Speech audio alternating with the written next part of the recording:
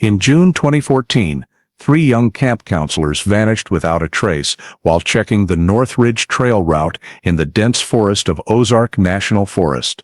For 6 years, they were presumed dead, victims of an accident deep in the woods or an attack by a predatory animal. But in September 2020, one of them suddenly reappeared outside a small gas station near Highway 65, alive, but barely recognizable. What he told the police when he was finally able to speak horrified even the most seasoned investigators. Where had he been for those 6 years?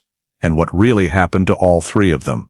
Before diving into the story, don't forget to subscribe to the channel and hit the notification bell so you don't miss the latest cases. On June 28, 2014, Pine Hollow Summer Camp in the Ozark National Forest entered the final hours of the day when the children had been sent back to their cabins and staff were completing the scheduled checks. The 3 counselors on night duty that evening, Mia Carter, 19, Lily Beaumont, 22, and Evan Brookshire, 20, were assigned to supervise the northern section of the camp.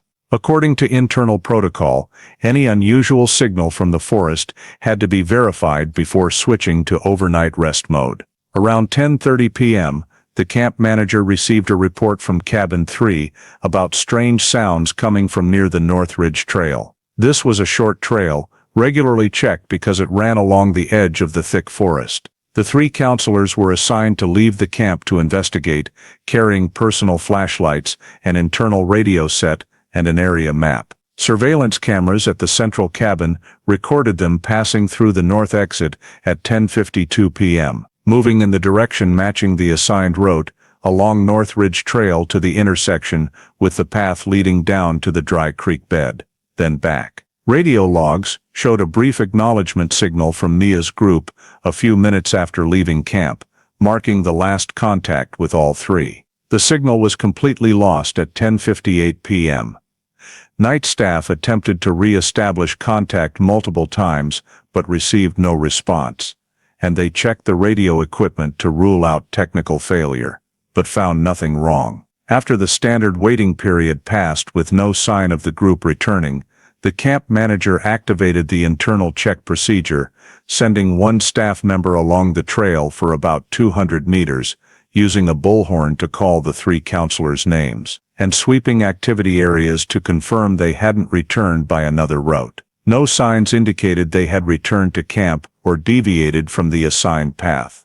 By 11:40 p.m., the camp determined the 3 counselors were overdue, and all contact efforts had failed. After a final sweep of internal routes yielded no additional signals, the camp manager compiled the initial timeline, camera data, and radio logs, then contacted the Polk County Sheriff's Office at 12:47 a.m., officially reporting the 3 counselors missing while performing a check of the North Ridge Trail as assigned. The Polk County Sheriff's Office received the information in the early hours of June 29, 2014, and immediately dispatched a rapid response team to Pine Hollow Summer Camp, where the missing persons report had been filed less than an hour earlier. Upon arrival, the first unit secured the entire camp area, requiring all remaining awake staff to gather at the central cabin for statements, while children's cabins were left undisturbed to avoid contaminating the search process. The investigation team began reconstructing the timeline based on statements from the camp manager, night staff, and other counselors, cross-referencing with camera data, confirming Mia, Lily, and Evan left camp at 10:52 p.m., and the final radio contact at 10:58 p.m. The time the camp manager initiated the internal check, the positions staff had searched, and the time of the police report were all documented in detail for verification. Once a basic timeline was established, the sheriff deployed a search centered on a radius around the North Ridge Trail, as it was the only confirmed direction of travel. Search teams were divided into small groups conducting fan-patterned sweeps, starting from the north exit of the camp where the camera captured the 3 counselors departing. K-9 units were brought in to pick up the missing group's scent, but quickly lost the trail after just a few hundred meters, an anomaly noted and evaluated, as weather conditions at the time did not significantly hinder scent tracking. In parallel with the trail search, another team inspected all camp gates, secondary paths, vehicle access roads to the eastern area, and parking lots to rule out the possibility that the three had left by vehicle or by an unrecorded route. Checks revealed no camera footage or witnesses showing movement out of camp during the time frame of the disappearance. All camp staff vehicles were accounted for, with no signs of break-in or theft. Investigators noted no evidence of a struggle, broken items, or unfamiliar footprints near the trail area close to camp, and no visual evidence of major terrain disturbance. These factors temporarily ruled out violence occurring near the camp itself. At the end of the first 24 hours, collected data primarily consisted of the movement timeline, the range of lost communication, and the K-9's initial failure to maintain the scent trail. No single event was strong enough to clearly indicate criminal activity, but the simultaneous disappearance of 3 counselors in a short time frame led the sheriff to maintain the camp lockdown and expand the search beyond the internal area to locate the missing group as quickly as possible. On the morning of June 30th, 2014, immediately after completing the initial sweep and establishing a baseline timeline for the 3 counselors' disappearance,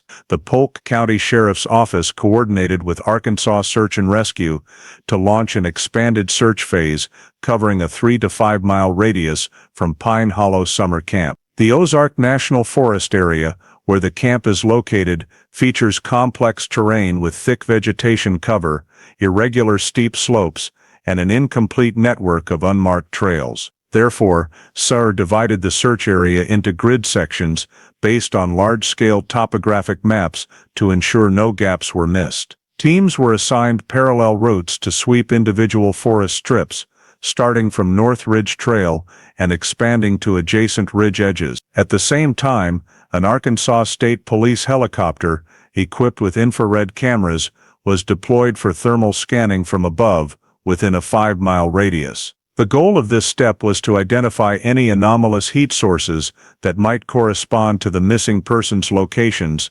especially in areas with dense canopy where ground teams had limited access. The returned imagery showed normal heat distribution across the area, with no hot spots consistent with human presence. Additionally, a drone operations team used short-range aircraft to survey hazardous areas, such as cliff edges, steep slopes, and dense forest sections where vegetation made foot access time-consuming. The captured images helped eliminate some initial points of interest and assisted SAR in refining more efficient search routes. To address the Ozarks' unique terrain, a geological survey team was mobilized to inspect limestone fissures, natural cavities, and areas prone to minor rock slides, locations often associated with accidents or where lost individuals could fall and remain undetected. However, the survey found no signs of slippage, personal items, or any evidence that the 3 counselors had approached or been drawn into fissures or rock holes.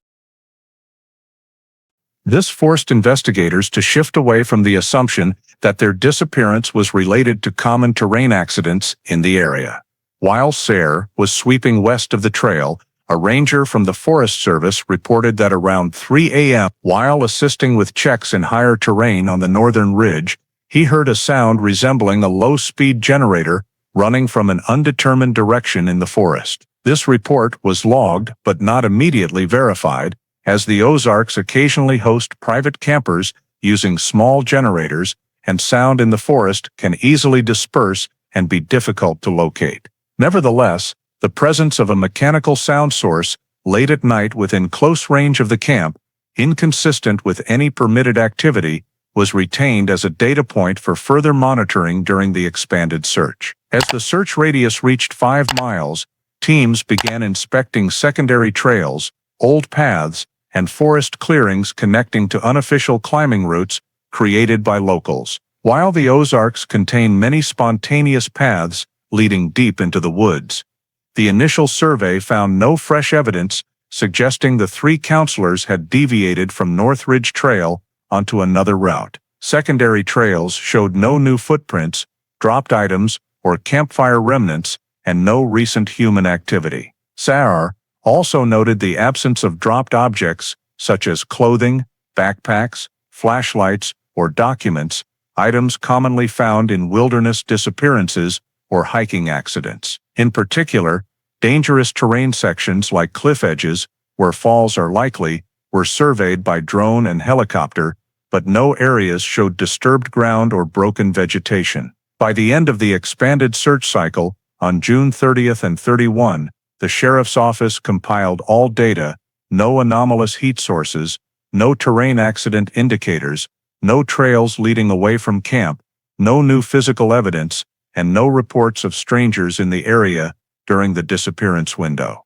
Although the simultaneous disappearance of 3 people within a narrow area was deemed unusual, the results from the expanded phase were still insufficient to steer the investigation toward any specific hypothesis. SAR therefore continued the expanded search and recommended shifting to deeper sweep methods based on terrain data collected in the previous 24 hours. Beginning the next phase from late June 31st into July 1st, 2014, SAR teams and the Sheriff's Investigation Unit shifted focus to re-examining sections of North Ridge Trail previously covered by search teams but not analyzed in detail, aiming to detect small items that may have been overlooked during the broad deployment. Around 9 a.m., a search group discovered a flashlight lying right at the edge of the trail about 0.7 miles from camp.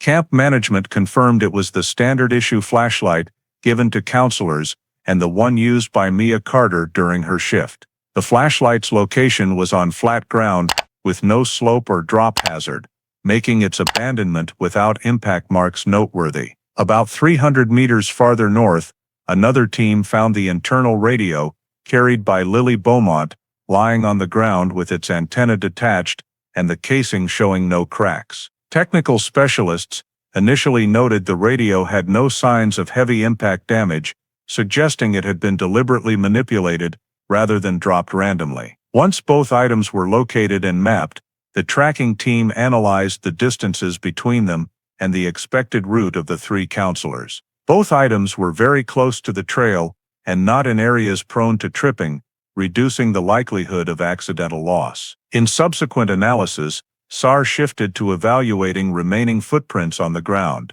Near the intersection with the path leading down to the dry creek, they identified a series of shoe prints matching Evan Brookshire's shoe size based on camp records. These prints continued for a few meters northward before stopping abruptly, with no signs of continuing uphill, downhill, or changing direction. The ground in that area was undisturbed, vegetation intact, and no slippage marks were present, making the sudden end of the footprints without continuation a significant anomaly. When the evidence was plotted on the terrain map, investigators noticed that the dispersion of the items did not align with a single accident or group panic. The distances between the flashlight, radio, and footprint location did not form a logical sequence in terms of movement direction or natural response to an emergency. Additionally, none of the items were located in terrain likely to cause objects to fall, such as steep soil, loose gravel, or thick brush. The detached antenna on the radio further drew investigators' attention to the possibility of external interference. SAR experts and sheriff representatives jointly concluded that the degree of evidence dispersion, the illogical placement, and the abrupt, unnatural end of the footprints significantly reduced the likelihood of a natural accident or voluntary departure by the 3 counselors. At the late afternoon field meeting on July 1st, the investigating agency adjusted its approach. Rather than continuing solely under a search and rescue model, the case was reclassified as suspected criminal involvement. From this point, evidence was collected according to criminal evidence protocols. The areas where footprints and items were found were isolated for trace preservation, and location data was sent to the sheriff's office for deeper analysis regarding possible human intervention in the disappearance of Mia Carter, Lily Beaumont, and Evan Brookshire. During the comprehensive field data evaluation on July 2, 2014, the investigation team systematically reviewed all hypotheses related to the three counselors' disappearance, starting with the most common possibilities in Ozark Mountain Forest incidents. The animal attack hypothesis was considered first, given the presence of black bears, cougars, and red wolves in the area. However, the entire search range near North Ridge Trail showed no drag marks, blood trails, animal hair, fresh scat, or large paw prints matching the time of disappearance. The recovered items, flashlight and radio, bore no bite marks or mechanical damage consistent with animal involvement. Evan's footprints ended abruptly on flat ground, with no signs of a large object pressing down or charging through. This body of data allowed investigators to rule out an attack by wild animals. The second group of hypotheses concerned terrain accidents such as slipping into rock crevices, falling off cliffs, getting trapped in limestone cavities, or incidents involving the dry creek bed. SAR teams had inspected all high-risk areas within a 3-mile radius and found no slippage marks, freshly broken vegetation, disturbed soil or rock, or echoes from loud calling activity. Infrared helicopter scans detected no anomalous heat points, and drone footage showed dry terrain with no recent slides. The group's planned route did not enter hazardous areas, and all three counselors had experience handling outdoor emergencies, making the scenario of all three suffering simultaneous accidents inconsistent with the facts. The hypothesis of voluntary departure or flight was evaluated based on departure time, personal belongings, and staff statements. All three left everyday items in their cabins and did not take food, cash, bank cards, or any gear suitable for long-term departure from camp. Records of Mia, Lily, and Evan showed no signs of psychological instability, internal conflict, or disputes with camp management in the week prior. Entrance/exit data indicated no vehicles left the camp during the disappearance window. Based on the combined factors, investigators eliminated the possibility that the three counselors voluntarily left Pine Hollow Summer Camp. With the three most common hypotheses ruled out, the investigation team turned to reviewing each individual's personal background to determine any possible connection to disputes, threats, or special relationships outside the camp. Mia Carter, 19, an ecology major, had no criminal record, no debt issues, and no documented personal conflicts in the 12 months prior to her disappearance. Lily Beaumont, 22, in her second summer as a counselor, had a stable academic record and no reported workplace conflicts. Evan Brookshire, 20, a first-time camp assistant, had a history of working at state parks with no labor disputes or complaints. Mobile device checks revealed no suspicious calls in the week before the disappearance. The analysis group continued to consider the possibility that the three counselors were being followed or that an unknown individual had been present in the vicinity of Pine Hollow Summer Camp. Checks of visitor logs, contractor lists, and transport units showed no one outside camp personnel present in the 48 hours before the three left. However, a ranger patrol report from June 25 noted an old gray pickup truck parked about 1 mile northwest of camp at 7:40 p.m., though no license plate was recorded as the vehicle left before approach. This report was cross-checked against highway traffic cameras but yielded no matching images. The ranger also noted eyes reflecting light similar to metallic equipment when sweeping the forest with a flashlight, but could not confirm whether it was human or animal. In the 7 days before the disappearance, there were no resident reports of screams, gunshots, or disruptive behavior, though some counselors mentioned hearing faint small engine sounds running far off in the forest at night without identifying the source. This information was insufficient to point to a specific suspect, but the simultaneous disappearance of three counselors, the unusual dispersion of evidence, the manipulated radio, and the unnatural termination of footprints led investigators to conclude that the likelihood of human involvement was high. At the end of the July 2 meeting, the sheriff officially reclassified the case from a search and rescue operation to a suspected abduction, opening a criminal investigation file to continue tracing any signs that Mia Carter, Lily Beaumont, and Evan Brookshire may have been approached, lured, or forced to leave the North Ridge Trail by one or more individuals. From July 3 to July 17, 2014, federal SAR forces, the Polk County Sheriff's Office, and support units from the Arkansas State Police expanded the search area to cover the entire mountainous region surrounding Pine Hollow Summer Camp, including the northern slopes of Ozark National Forest, the limestone ridge running along North Ridge, the low valleys near Kings River, and the secondary trails connecting to the backcountry Route 11 network. The search command team established 5 staging points to divide personnel by terrain sectors while maintaining a layered sweep pattern, searching dense forest, checking rock crevices, inspecting large tree hollows, and evaluating areas capable of concealing traces. However, weather conditions during this period continuously and significantly impacted the operation's effectiveness. From July 4 to 9, multiple rounds of showers occurred, accompanied by thick early morning fog that interfered with thermal drone signals and reduced their observation range. Ground teams reported fresh mud layers forming after rain, which distorted footprints and erased potential traces from the initial days when the counselors went missing. High daytime temperatures caused biological scents that K9 units could track to dissipate rapidly, reducing the effectiveness of search dogs in determining direction of travel. Although the search forces expanded to cover more than 40 square miles, checking all secondary trails, unauthorized camping sites, areas suitable for temporary shelters, and locations previously flagged by locals as having large rock cavities, no new evidence was discovered. Teams concentrated on areas where terrain theory suggested objects or traces might be preserved, such as crack bottoms, wind corridors under rock overhangs, dry stream beds, or natural debris collection points, but all results were negative. Infrared helicopters, supported by the Arkansas Emergency Management Agency, were deployed for nighttime sweeps to detect anomalous heat signatures, but only recorded signals from wildlife and heat-absorbing rock clusters.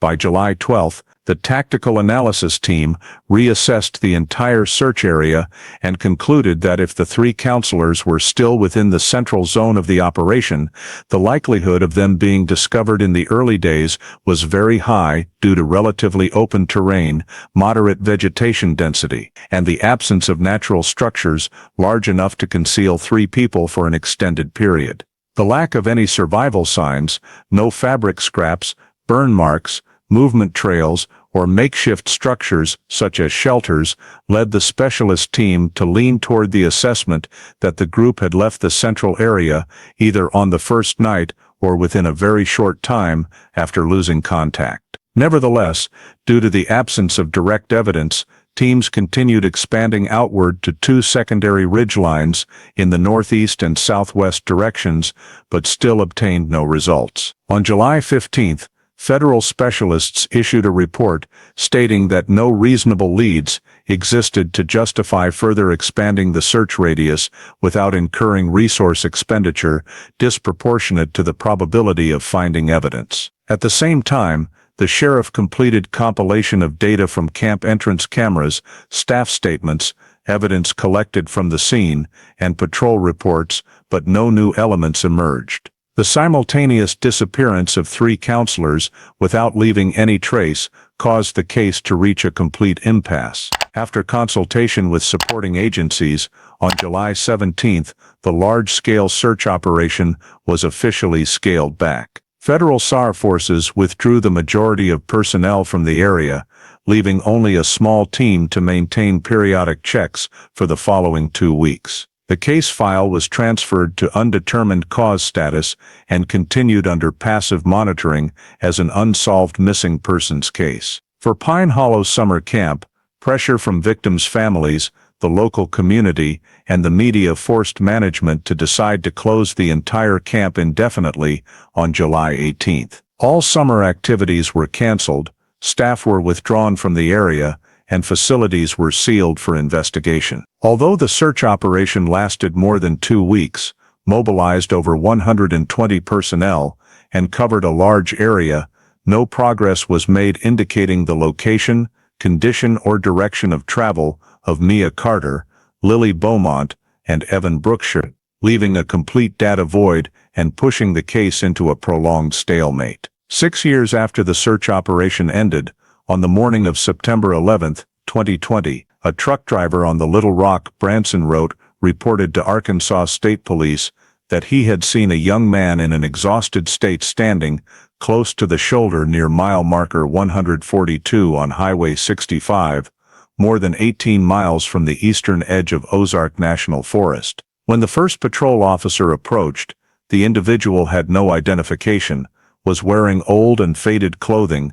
was covered in dirt from head to toe, walked unsteadily, and had scarred ligature marks on his wrists and ankles. When asked for his name, he answered haltingly, stating that his name was Evan. The information was relayed to the Coordination Center, and when cross-checked against Arkansas's missing persons database, the officer confirmed a match with the file of Evan Brookshire, one of the 3 counselors who disappeared from Pine Hollow Summer Camp in late June 2014. Fingerprint identification showed a 100% match, immediately triggering protocols for recovered missing persons. Evan was transported to the emergency department at Baxter Regional Medical Center in Harrison for initial evaluation, while on-scene personnel secured the area where he appeared to collect related evidence. At the time of discovery, Evan was carrying a small white nylon bag tied with 2 knots, containing a sheet of paper folded 8 times. When unfolded, the paper revealed a handwritten list of 27 names written in black ballpoint pen. It had no date, no symbols, and no accompanying notes. Some names matched common surnames in the Arkansas and Missouri area, but none corresponded to any residency records, driver's licenses, birth certificates, or employment data from the past 7 years. The initial investigative team recorded the list as valuable evidence, immediately packaged it according to criminal evidence protocols, and sent it to the Arkansas State Police Crime Lab for touch DNA and fingerprint analysis. Meanwhile, verification of the circumstances of Evan's appearance was initiated. The location where Evan was found was approximately 8-10 miles as the crow flies from the southeastern boundary of Ozark National Forest, though the actual distance if traveling through the woods could be considerably greater depending on terrain. An independent investigative team was assigned to reconstruct possible routes Evan might have walked from within the forest to Highway 65.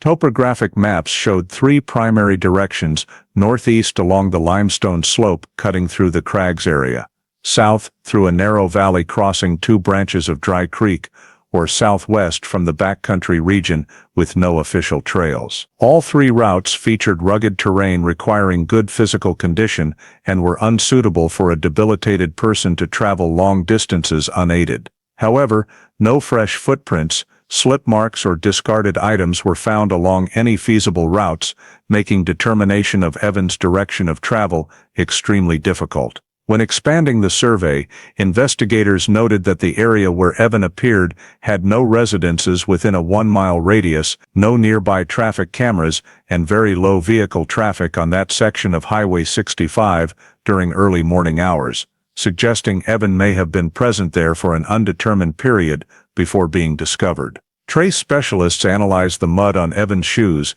and determined the mineral composition matched forest soil in the Ozark region, not agricultural soil or roadside dirt along Highway 65, supporting the hypothesis that Evan moved out from the forest rather than being dropped from a vehicle on the road. After Evan was admitted to the hospital, Arkansas State Police notified the Polk County Sheriff and the families of all 3 victims. The 2014 missing persons file was immediately reactivated and changed from undetermined to suspected criminal involvement with prolonged captivity. Concurrently, because Evan's sudden reappearance could contain critical information, the FBI field office in Little Rock was invited to participate in parallel assessment. In initial analysis, the FBI paid particular attention to the nylon bag and the list of 27 names. The existence of such an unexplained, unattributed list was considered highly unusual in long-term missing persons cases.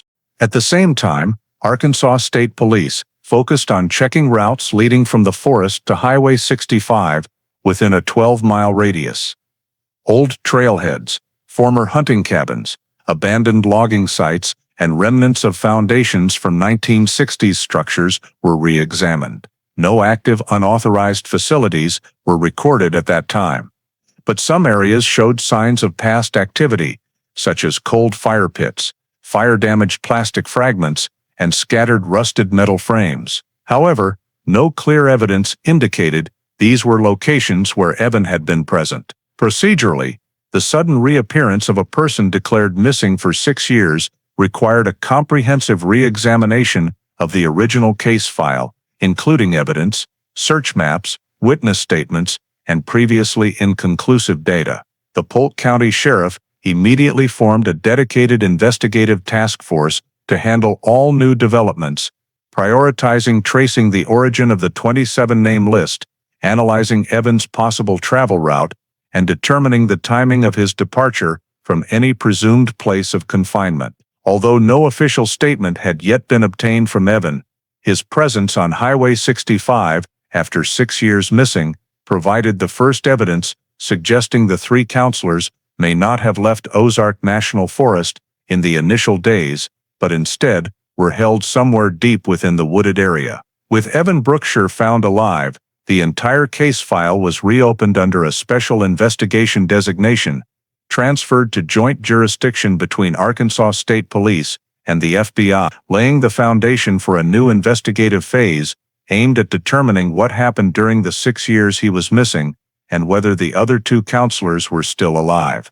At Baxter Regional Medical Center, teams of internal medicine physicians, clinical nutrition specialists, and Arkansas State Police trauma analysts conducted a comprehensive medical evaluation of Evan Brookshire within the first 48 hours after his discovery. The examination protocol was based on standards for victims believed to have undergone long-term captivity, including blood tests, bone mineral analysis, muscle density measurement, vision assessment, scar tissue analysis, and full-body CT imaging. Initial results showed Evan's body weight was approximately 19% below average for his age and height, with mild bone density reduction but not reaching osteoporosis levels, along with signs of cyclical rather than continuous malnutrition. This indicated he was not starved continuously but experienced alternating periods of food availability and deprivation, a pattern observed in some long-term captivity cases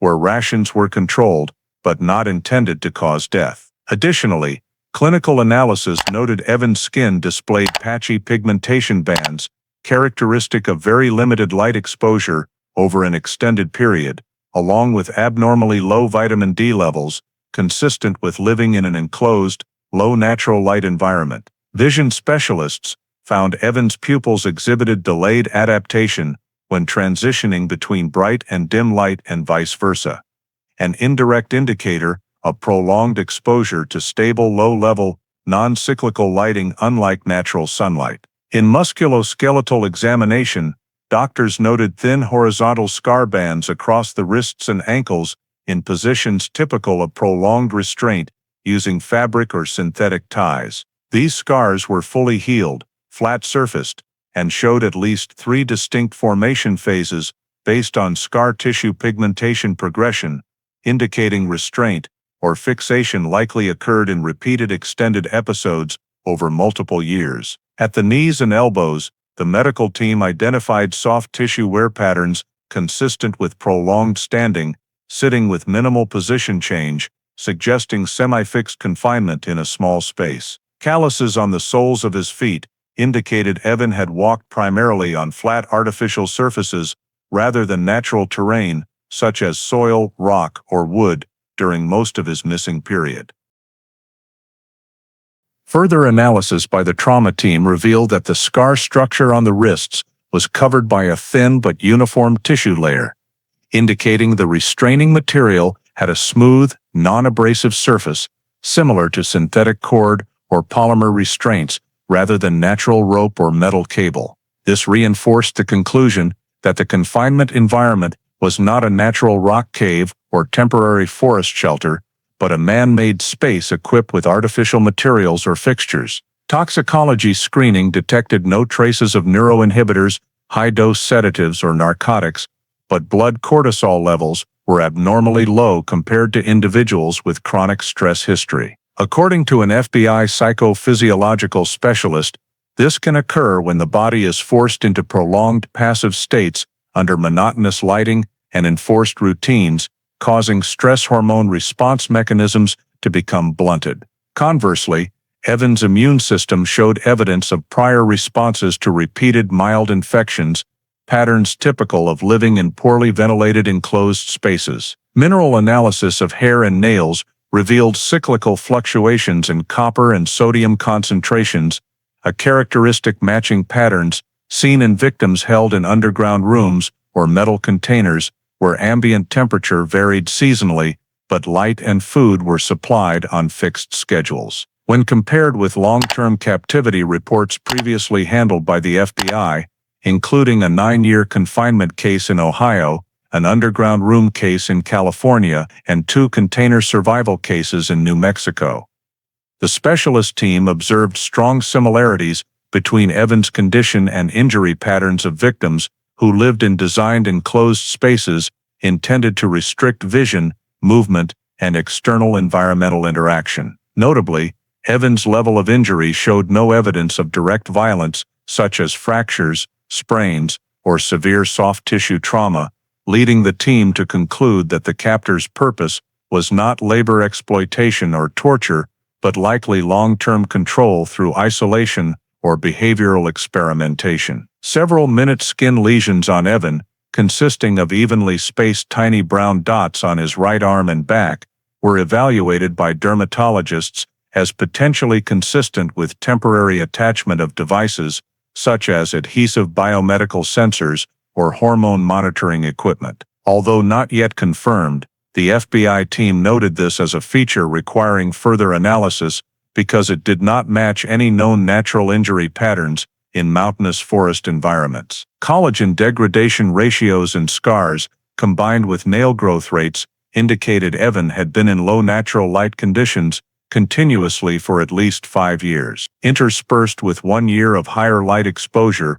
possibly indicating movement between 2 different confinement environments or a change of location within the same structure. There were no signs suggesting he had wandered for extended periods in the forest, as his body lacked characteristic sun exposure damage, insect bites, acute dehydration, or lower limb muscle wasting from prolonged hiking. The medical team concluded that Evan could not have exited the forest unaided, or that he was released near Highway 65 in a condition allowing short-term movement but incapable of survival if left to fend for himself in the natural environment. The consolidated report submitted to Arkansas State Police and the FBI stated, "The medical findings are inconsistent with any natural survival scenario. Evan's body bears clear characteristics of a long-term captive held in a controlled man-made enclosed environment with regulated cycles of nutrition and activity." This constitutes critical grounds for the investigating agencies to officially treat his case as a rare instance of long-term captivity, thereby necessitating expanded analysis of potential confinement sites within the Ozark region and investigation into the possible existence of undocumented underground facilities or isolated structures not appearing on standard topographic maps. The list of 27 names recovered from the plastic bag belonging to Evan Brookshire was transferred to the Arkansas State Police Crime Lab on September 12, 2020, and immediately entered into a cross-checking system against 3 primary data sources and the state-level missing persons databases of Arkansas, Missouri. The matching process utilized both automated methods and manual review to account for possible spelling errors or intentional distortions of names. Preliminary analysis results showed that of the 27 names, 11 appeared in civilian records but were unrelated to criminal activity or missing persons cases. However, All 11 cases involved individuals who had moved out of state or no longer resided at their registered address within the past 15 years. 6 of the 27 names did not exist in any civilian, criminal, medical, or educational databases, leading the investigative team to classify them as no identifying record. Most significantly, the remaining 10 names matched long-term missing persons cases from the period 1984-2011, including 5 cases in Arkansas, 3 in Missouri, and 2 in Oklahoma, all classified as missing under unknown circumstances, no trace. Upon reviewing these files, the analysis team noted a significant common pattern.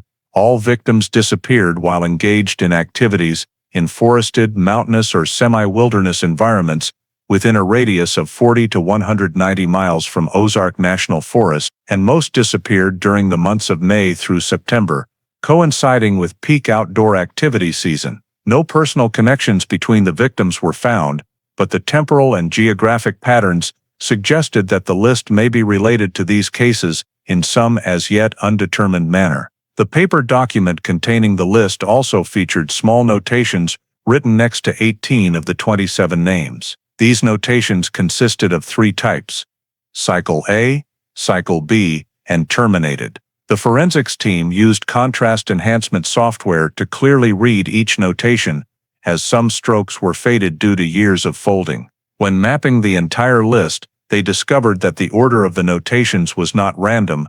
Names marked with Cycle A primarily corresponded to victims who went missing 4 years prior to the recorded documentation. Cycle B appeared in cases with longer durations, from 6-12 years. Terminated appeared next to only 3 names, all 3 of which belonged to individuals confirmed deceased or legally presumed dead after more than 7 years, with no body recovered. No notation appeared next to the name Evan, suggesting that the list was either updated or copied at a time when he had not yet been classified, or his status had not been determined according to the system used by the list's creator. Handwriting analysis revealed that the entire list was written with the same pen, consistent pen pressure, a slight rightward slant, and no spacing between name groups, indicating it was not a gradually compiled note, but likely a compiled list, created at one time. Forensic data further indicated differences in the way Cycle A and Cycle B were written, with the B strokes being firm and even, while A showed slight upward deviations, suggesting the notations may have been added after the name list was completed. Semantically, the FBI Behavioral Analysis Unit determined that the use of the term cycle implies recurring cycles or phases, a pattern often seen in documentation structures of groups or individuals operating long-term control systems. No evidence suggested cycle was related to religious groups, extremist organizations, or reform camps, leading BAU to lean toward the hypothesis that these were internal codes used to mark the status of detained or monitored individuals. When cross-referencing Evans' medical data with the list, analysts observed that the cyclical nutritional pattern Evan experienced over 6 years aligned with the tiered Cycle A and Cycle B structure of the list. If Cycle A refers to an initial detention phase with relatively stable conditions and Cycle B indicates a longer phase with tighter control, then Evan's status, with multiple indicators of transitions between 2 lighting and nutritional conditions, is likely consistent with a cycle-based operational system. The investigative team continued running expanded queries on each name, including DNA matches, school records, military records, vehicle ownership, medical records, and employment registrations. But 2 significant findings emerged.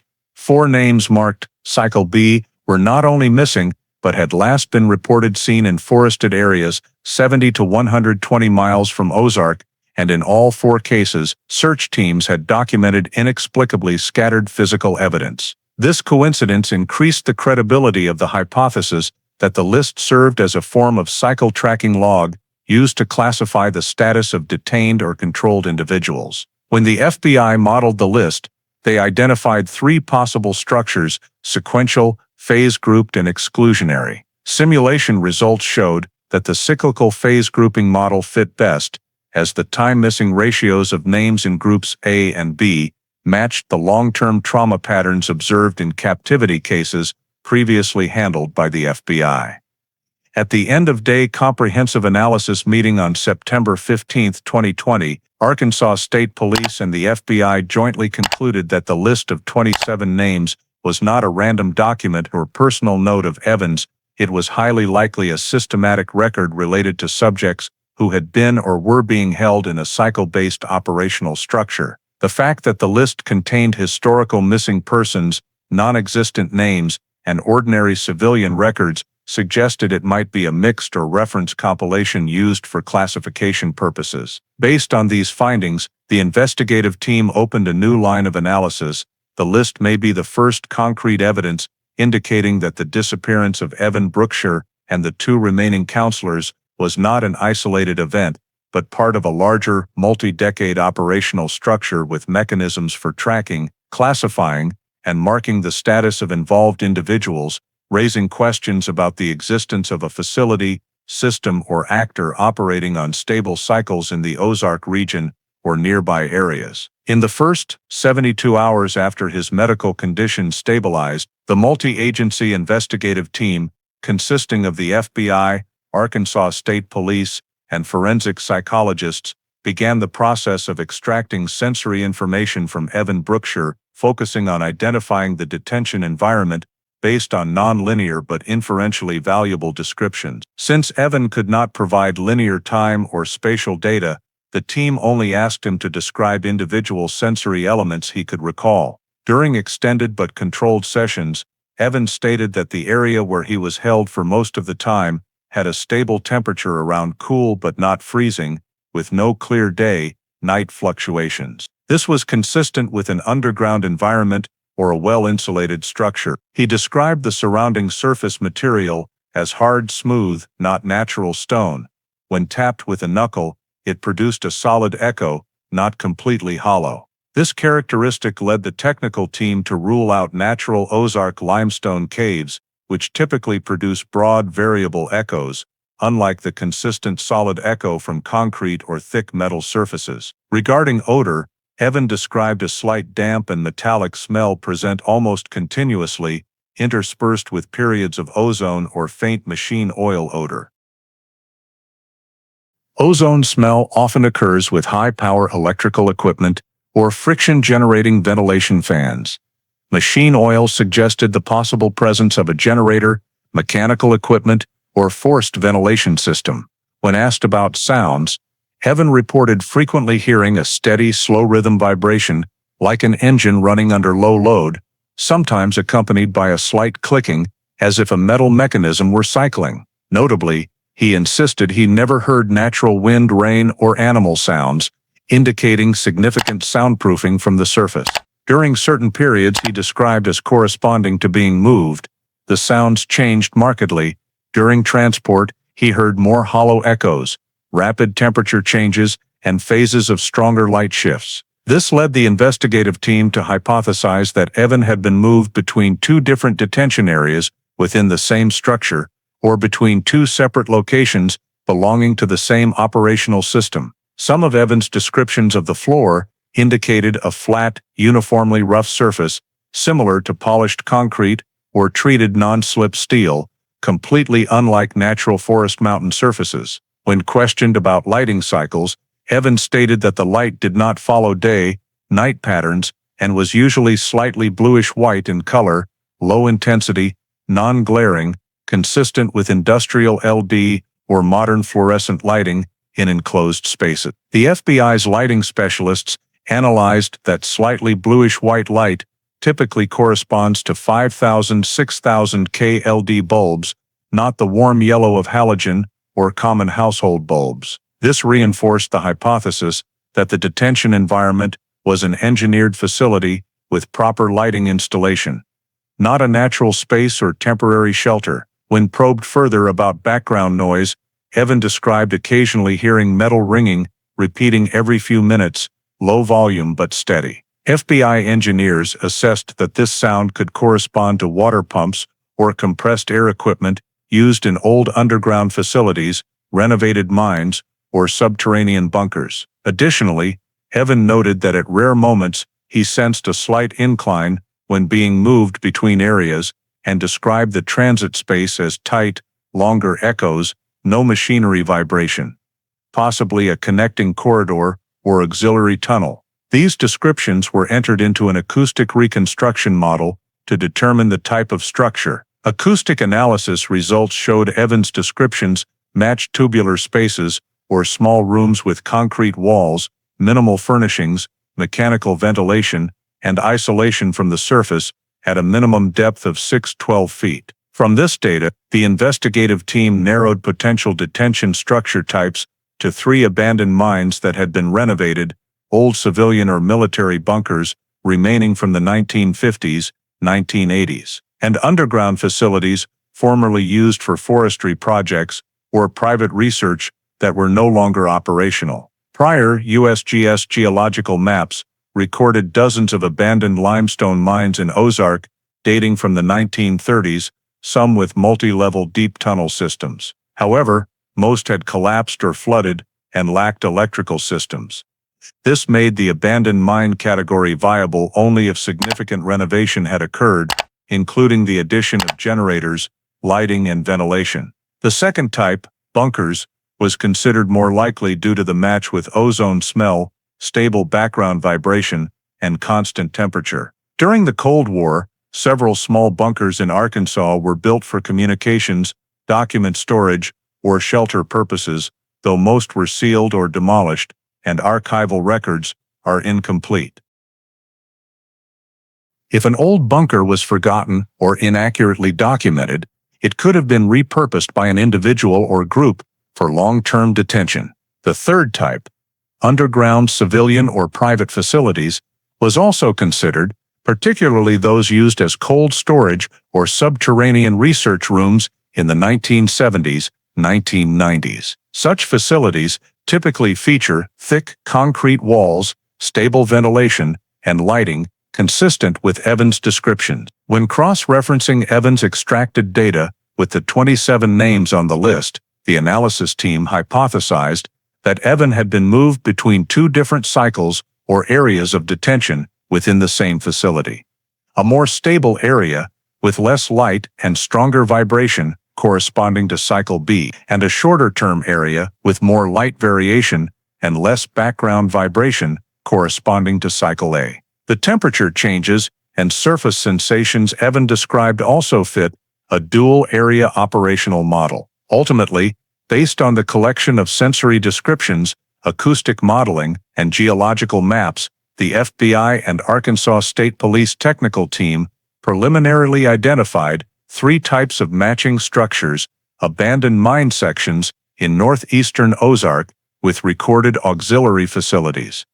A cluster of bunkers built in the 1960s near the forest edge, but not yet. Field verified, and concrete foundations from small industrial facilities that had been dismantled but remained on old maps. This constituted the first technical basis for transitioning to the phase of tracing potential detention sites based on Evans' sensory testimony, consistent with the long-term captivity model from the prior medical analysis. During the transition to tracing potential detention structures, Arkansas State Police, in coordination with the FBI and the United States Geological Survey, compiled all geological maps, subsurface data, and historical mine records in the Ozark region, particularly the area extending from the eastern edge of Pine Hollow Summer Camp to the Highway 65 corridor, where Evan Brookshire was found. USGS 124,000 and 112,000 scale maps were used to construct geological layers,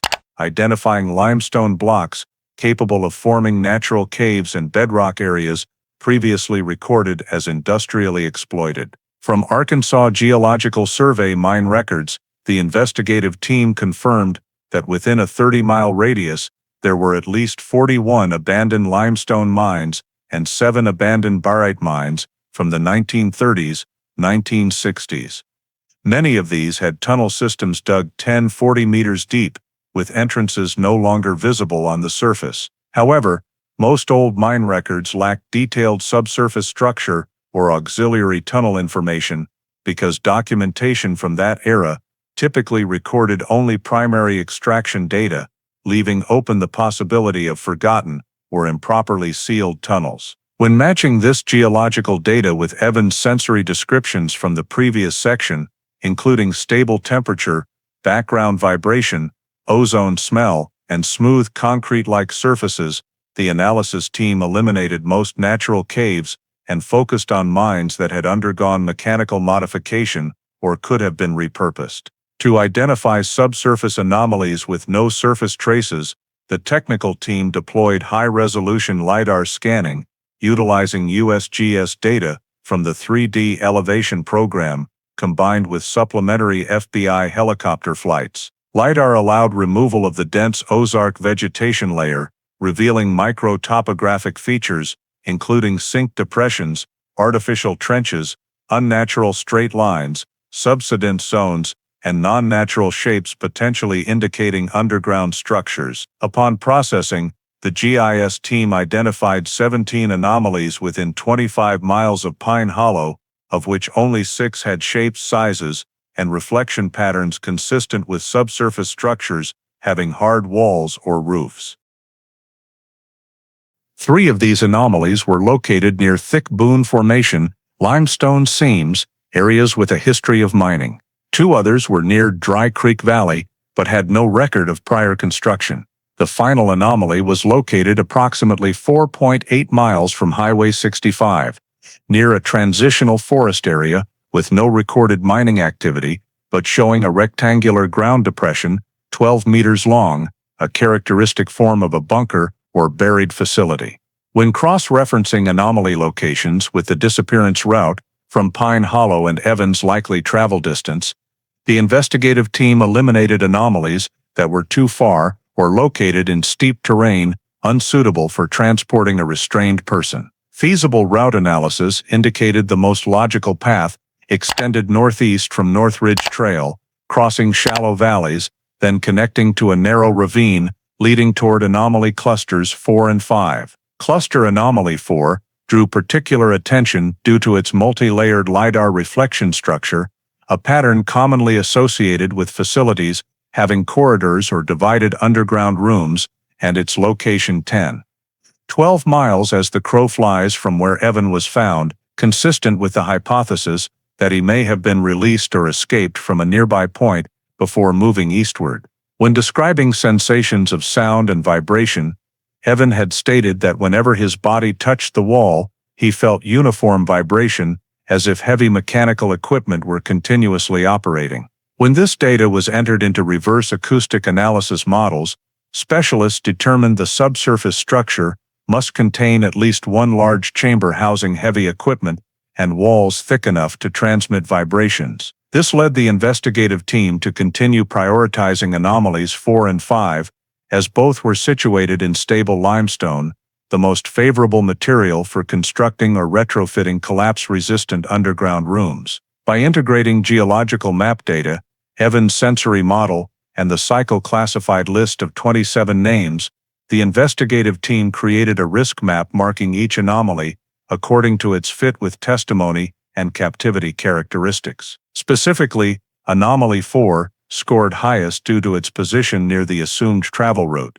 location in an unpopulated area, LiDAR reflection pattern resembling a box-shaped structure, and depth consistent with the stable artificial lighting environment Evan described. Anomaly 5 ranked second due to its proximity to an old trail recorded on 1978 forest maps, suggesting possible access to a small underground facility. Anomaly 7, the rectangular shape near Highway 65, scored lower, but was retained for analysis due to its proximity to Evans' emergence point. Deeper subsurface layer processing revealed that Anomaly 4 had a strong flat reflector approximately 6 meters below ground, while Anomaly 5 showed reflections at 14 meters depth, fitting a deeper but harder to access structure. Nighttime thermal LiDAR analysis showed a slight thermal anomaly at Anomaly 4 compared to surrounding ground, a signature often associated with a subsurface cavity retaining heat, or containing heat-absorbing metal materials. This matched Evans' descriptions of ozone smell and engine noise. After cross-referencing all data, Arkansas State Police and the FBI jointly agreed to narrow the field survey scope from 17 anomalies to 3 primary ones, numbers 4, 5, and 7. Among them, Anomaly 4 was assessed as having the highest probability because it met all 3 key criteria: location along a plausible disappearance route, alignment with Evans' sensory model, and distinctive LiDAR reflection characteristics of an underground structure. Approval for direct field survey of Anomaly 4 was granted thereafter, marking the transition from data analysis to on-site investigation to verify whether this could be the location used for long-term, multi-year cycle-based detention, as suggested by the list of 27 names. The Arkansas State Police Geological Survey Team and Special Technical Unit approached Anomaly Number 4 on the morning of September 22nd. The suspect point was located within a dense vegetative layer, thickly covered by leaf litter and rock debris, with no surface traces indicating the presence of artificial structures. Based on LiDAR analysis showing a strong reflective plane beneath the soil, the geological team began using probing rods, ground-penetrating radar, and vibration induction equipment to trace the exact location. Ground-penetrating radar returned an image of a rectangular outline approximately 3.2 meters wide, 2.1 meters long, at a depth of 4-5 meters, with distinct metallic reflections consistent with a bunker door structure. After 2 hours of clearing vegetation debris, the survey team detected an anomaly in soil structure, a section of artificially compacted soil, beneath which lay irregularly arranged slate rocks not following natural patterns. As layers of rock were removed, a metallic edge with heavily flaking gray primer paint appeared underneath. Magnetic and acoustic tapping tests confirmed this was the surface of thick steel plate, most likely a horizontally placed bunker door that had been deliberately buried after multiple intentional earth movements.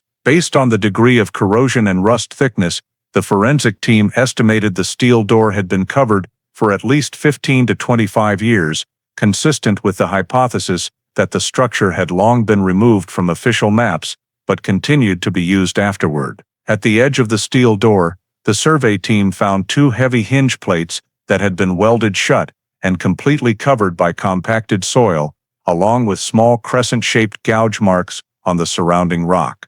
These gouges exhibited curvature characteristic of small track machinery, not large trucks or excavators. Based on wear patterns, machinery specialists determined the tracks belonged to soil compaction equipment or mini-loaders, primarily used in civil construction or forestry work. Notably, the soil layer above the steel door was not native to the area.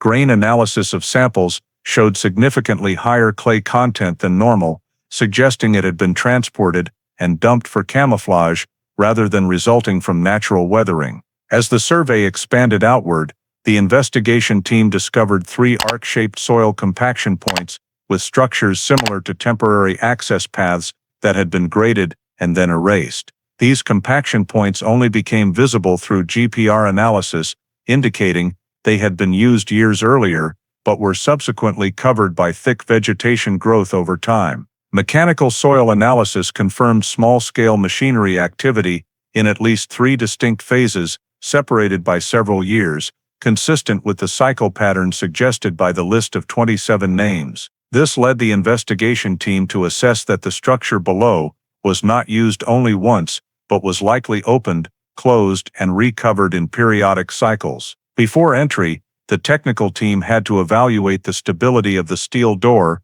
and the underlying structure. Using void meters and seismic sensors, they determined the void space beneath the bunker door was at least 20-30 square meters in area, with a ceiling height of 2.5 to 3 meters, and contained hard material walls. Seismic measurements also showed no major subsidence zones, indicating the structure remained relatively stable despite its age. However, the possibility of toxic gas pockets was significant, especially in long-term sealed structures without natural ventilation. To ensure safety, the technical team decided to drill a small 5 centimeters diameter hole at the edge of the steel door to insert a gas probe, borescope camera, and temperature pressure measuring device. Measurements showed oxygen levels reduced to 17%, slightly elevated CO5, no detectable HCOs or methane, but traces of ozone and fine metallic dust, consistent with Evans' description of the smell and air sensation. The borescope camera recorded a corrugated metal ceiling below, indicating the use of industrial steel materials. After confirming no immediate collapse risk, the technical team planned entry. Since the steel door was welded and heavily covered with soil, they used high-powered metal cutting saws to open a section of the edge rather than attempting to force the hinges. Cutting was done in small segments to avoid strong vibrations that could crack the internal structure. Simultaneously, the rescue team set up safety lines, support frames, and 2 industrial ventilation fans with long ducts to blow oxygen into the chamber before personnel entered. Handheld LED lighting, metal dust-resistant coveralls, portable gas sensors, and helmet-mounted communication sets were distributed to each entering team member. Additionally, the forensic team established a 3-tier video recording system consisting of borescope cameras, body-mounted cameras, and external fixed cameras to document the entire approach according to criminal evidence standards. As the steel door was cut open in sections, the technical team confirmed the underside had an old rubber gasket, evidence the structure had once been designed to be airtight or moisture-resistant. The gasket had mostly deteriorated, but the overall structure suggested the subsurface facility was not an original mine, but an artificial installation built or modified to maintain an isolated environment. While clearing the final rocks and vacuuming dust, the survey team noticed parallel vertical drag marks on the inner edge of the steel door, likely traces of mechanical opening from years prior. Mechanical specialists concluded that this was not a one-time fixed bunker entrance, but had been used in multiple cycles, aligning with the repeated operation model suggested by the list of 27 names. With all obstacles removed, the investigation team installed a 5-meter composite ladder into the chamber and conducted a final ground vibration test to ensure no abnormal response. Oxygen was pumped through ducts to raise levels to a minimum safe threshold of 19.5%. Above ground, the rescue team erected impact-resistant barriers and stationed 2 personnel to continuously monitor seismic sensors. After completing all steel, gas turbine lighting preparation, the Arkansas State Police and FBI jointly determined that the subsurface structure met safety conditions for entry and survey, marking the completion of the phase identifying the concealed bunker entrance and transitioning to the first direct entry into the underground structure, since anomaly number 4 was identified via LiDAR mapping. The entry team accessed anomaly number 4 at 8:45 a.m. on September 23, 2020, after oxygen levels in the chamber had been raised to safe levels. Helmet-mounted cameras and borescope cameras along the ladder recorded the entire process. Upon reaching the floor, technicians confirmed this was a clearly laid-out artificial underground facility consisting of a main corridor approximately 11 meters long running west, east, 2 small rooms connected on either side of the corridor, a larger chamber at the far end, and a separate equipment area divided by metal partitions. Wall and ceiling surfaces were made of double-layered corrugated steel panels, with exterior anti-moisture paint flaking off in patches.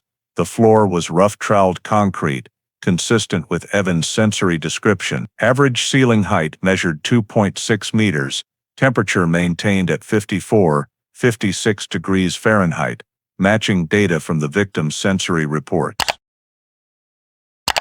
The forensic team created a structural diagram using handheld laser and LiDAR measurement devices, confirming the corridor connecting the equipment area to the 2 small rooms was only 1.1 meters wide, sufficient for 1 person, but not for transporting large objects without collision. The left room measured 6.8 square meters, fully enclosed, containing a fixed metal bed platform with light parallel scratch marks on its surface. The right room was larger, approximately 9.2 square meters, with a ventilation opening connecting to the equipment area. The final chamber was the largest at about 18 square meters, showing signs of once containing numerous items, but now completely cleared. Metallic dust and long-term wear marks on the floor suggested heavy equipment had been securely placed for extended periods. The forensic team divided each area, marking priority surfaces for sampling: door handles, wall edges, bed platform edges, room corners, and ventilation openings, as these locations had the highest probability of retaining contact DNA.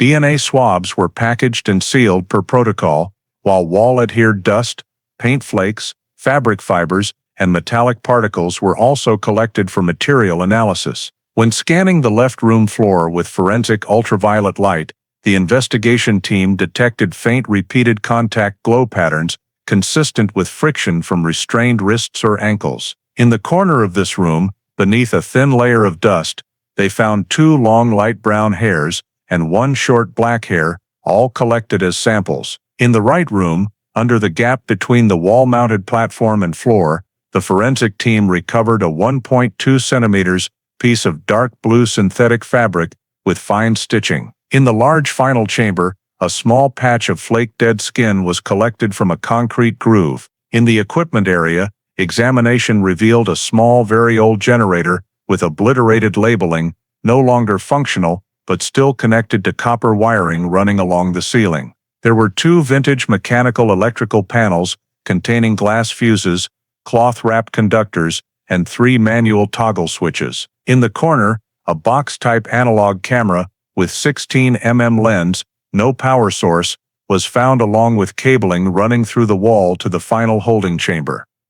This indicated the prior existence of an internal surveillance system. On a metal shelf was a coil of soft polymer strap 2.1 centimeters wide, matching the ligature characteristics on Evan's wrists. A lightly rusted hand crank mechanical lock, and a metal toolbox containing pliers, screwdrivers, replacement blades, and old duct tape. At the edge of the equipment area wall, the technical team found a 15 centimeters diameter circular metal plate heavily covered in soot and carbon residue, possibly part of a forced ventilation system. All evidence was collected and sealed using 3-layer protocol. Initial DNA comparison results from the Arkansas State Crime Lab, returned on September 25, showed the 2 dark hairs found in the left room belonged to Evan Brookshire. More significantly, 1 long light brown hair matched Mia Carter's DNA profile at 99.73%, taken from archived missing person records from 2014. The dark blue synthetic fabric piece from the right room contained mixed DNA from at least 2 individuals, with 1 profile matching Lily Beaumont's at 99.81%. The dead skin sample from the large chamber did not match Evan, Mia, or Lily, but belonged to a female, identity pending. These results immediately strengthened the conclusion that anomaly number 4 bunker was a direct or indirect holding location for all 3 counselors. Material analysis of the structure by the technical team identified the ceiling steel as industrial-grade hot-rolled steel from the 1960s, high quality. Exterior paint contained low lid, but included phosphate, consistent with standards revised from the late 1970s. This indicated the bunker was used, modified, or maintained through at least 2 distinct phases. Cloth-wrapped electrical wiring in the panels was older, produced in the 1950s, suggesting the core structure predates the most recent modifications. Analysis of metallic dust revealed fine iron oxide compounds mixed with polycarbonate particles, indicating friction from small motor-driven equipment, consistent with Evan's description of low-frequency floor vibrations. The analog camera and cabling in the equipment area showed the surveillance system lacked live streaming capability and was most likely internal recording. Connected to the large final chamber, where 4 small aligned drill holes on the wall suggested prior mounting of monitor or recording equipment. The mechanical lock, polymer strap, and old duct tape clearly demonstrate this facility was used for long-term human restraint. No household items, no signs of cooking or normal living, only mechanical traces related to control and operation. The large final chamber had a 60 centimeters diameter circular wear mark on the floor, likely the position of central equipment, possibly a fan, water pump, or monitoring device. Throughout the entire bunker, there was no standing water, no serious mold growth, indicating operators had maintained minimal ventilation or dehumidification to prevent deterioration. The forensic report concluded that anomaly number 4 is an artificial underground facility with multiple functional rooms deliberately designed for long-term confinement. The material construction, manual electrical system, restraint traces, and DNA matches of Mia and Lily confirm this location was used across multiple cycles, consistent with the classification pattern in the list of 27 names, and cannot be considered a random or naturally abandoned structure. This is the first physical evidence proving all 3 counselors were held in a controlled, sealed facility, operated continuously over multiple years. After the forensic team completed documentation of the main chambers in anomaly number 4, they proceeded to survey areas outside the initial bunker layout to determine whether any concealed auxiliary spaces existed. Based on handheld seismic mapping and LiDAR, an anomalous reflection zone in the southwest corner of the large chamber was recorded. Concrete floor thickness, there was 6 centimeters thinner than elsewhere, with a void 1.2, 1.8 meters deep beneath. Hammer testing produced a hollow sound, indicating the possible presence of a collapsed or deliberately sealed subchamber. The technical team drilled a small survey hole and inserted a borescope. Images showed a narrow cavity with corrugated steel walls, similar to the main chamber, but deformed by compression from fallen soil and rock. White bone-like objects mixed with soil debris appeared inside the cavity. After assessing collapse risk, the rescue team used temporary shoring frames to open a portion of the subchamber entrance. Beneath the compacted soil, they discovered a scattered human skeletal series confined within a limited space, not widely dispersed as in natural cave-ins. The quantity of bones indicated at least 2 individuals. Pelvic, rib, arm, and leg bones were found in the same location, while skulls were longitudinally cracked but showed no pre-mortem impact trauma, consistent with compressive force during chamber collapse. No personal items or ligature marks were present in this area, but deformed steel floor plates suggested ceiling collapse had crushed the bodies when the structure failed. Each bone sample was collected and sealed per protocol,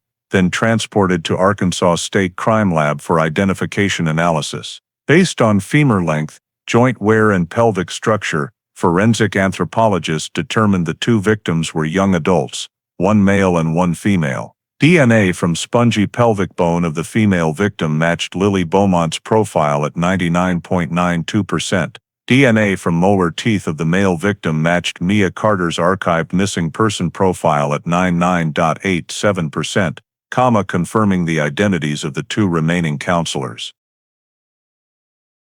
Decomposition stage and bone mineralization analysis indicated time of death approximately 5-6 years prior to excavation, falling within the 2014-2015 period, coinciding with the first cycle following the 3 counselors' disappearance. No cut marks, no fractures from direct violent impact, no stab wounds or strangulation signs. However, rib and arm bones showed small abrasion bands consistent with prolonged restraint using soft material similar to polymer strap. Long bones exhibited lower than normal density, consistent with prolonged emaciation and immobility. In the subchamber, COHAD levels were markedly higher than in the main chamber, indicating poor ventilation and likely long-term sealing. Based on bone edge wear and ceiling collapse condition, forensic pathologists hypothesized that the subchamber ceiling weakened due to moisture or operational vibration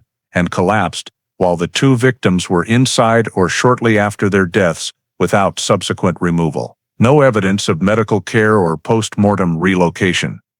The forensic report concluded that cause of death was most likely related to emaciation combined with oxygen deprivation in a confined environment with no evidence of direct violent trauma. The death conditions of Lily and Mia are consistent with the pattern of long-term confinement in restricted space without adequate light, nutrition, or ventilation. When cross-referenced with the timeline indirectly provided by Evan through body condition descriptions and medical analysis, forensic evaluation suggests Lily and Mia were likely separated from Evan in the early phase after capture, possibly corresponding to Cycle A in the classification. Based on Evan's descriptions of changing environmental conditions, including varying light phases and perceived changes in floor vibration, analysts believe Evan may have been transferred to another holding area when the subchamber began deteriorating, while Lily and Mia remained in this area until their deaths.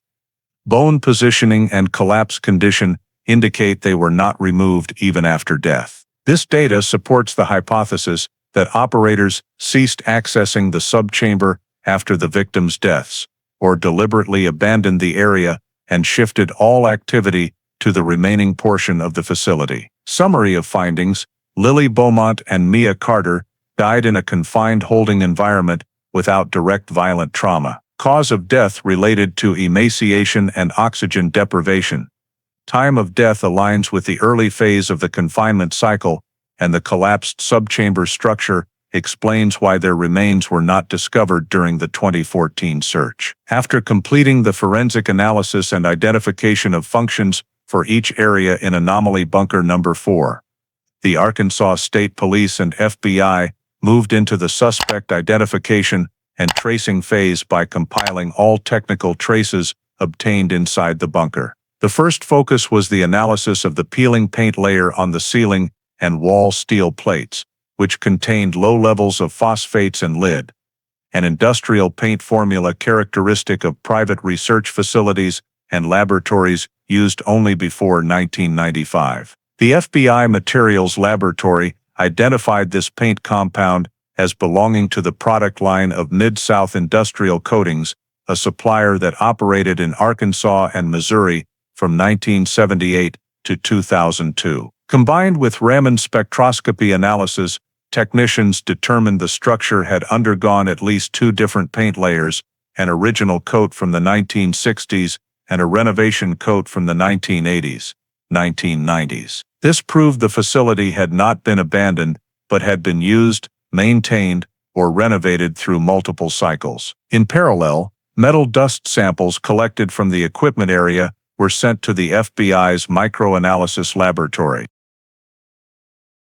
Results showed the dust contained high proportions of magnetite and polycarbonate particles, matching metal shavings produced by continuously running small power motors, the type commonly used in mobile laboratory equipment, air pumps, or old ventilation systems. Notably, in several dust samples collected near the electrical panel, the analysis team found small amounts of graphite and copper shavings, signs of old transformer equipment, or manually modified electrical panels. This data matched Evans' description of background vibration and ozone smell, reinforcing the likelihood that the facility had been actively maintained with industrial equipment. Dust samples taken from the corner of the large room showed significantly higher levels of free chlorine than normal for enclosed environments. This was not chlorine from potable water, but industrial-grade chlorine used for disinfection or metal surface treatment. When comparing microscopic characteristics,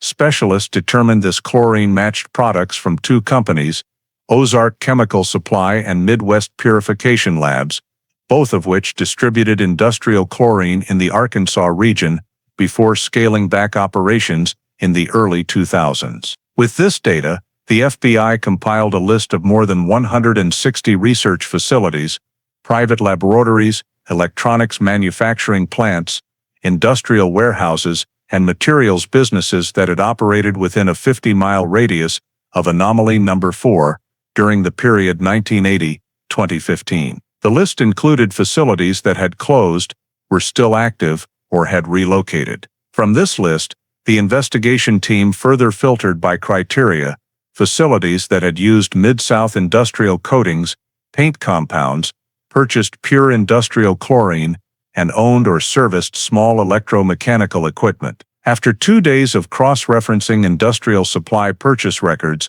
the list was narrowed to 14 facilities. These records were cross-checked by the FBI against historical personnel data, sources including tax records, employee ID numbers, technical licenses, and termination information. During this process, the name Samuel Huxley appeared repeatedly. Samuel Huxley, born in 1966, had worked as an equipment operation technician at 3 different facilities within a 50-mile radius: a materials processing laboratory in Boone County, a private research facility in Harrison, and an electronic components warehouse in Newton County. All 3 facilities had used Mid-South Industrial Coatings paint compounds and had records of purchasing industrial chlorine. Employment records also noted that Huxley had been fired at least twice for working outside procedures, showing signs of unauthorized equipment use when not assigned. When the FBI examined his background,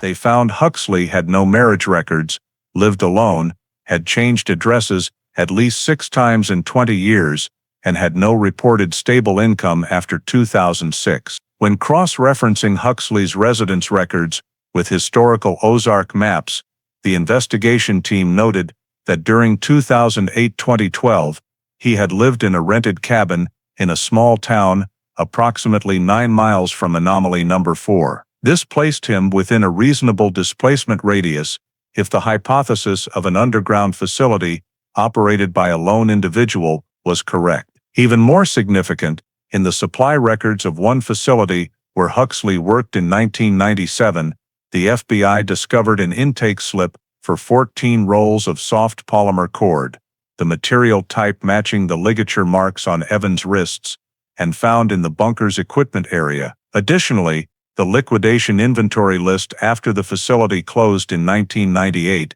showed that 2 box-type analog cameras and 112 VDC power supply had been sold to an unnamed individual with only a handwritten signature, SHA, on the invoice. Specialists compared the signature sample with Huxley's administrative documents from the 1990s and confirmed an 87% handwriting match, not conclusive but indicative.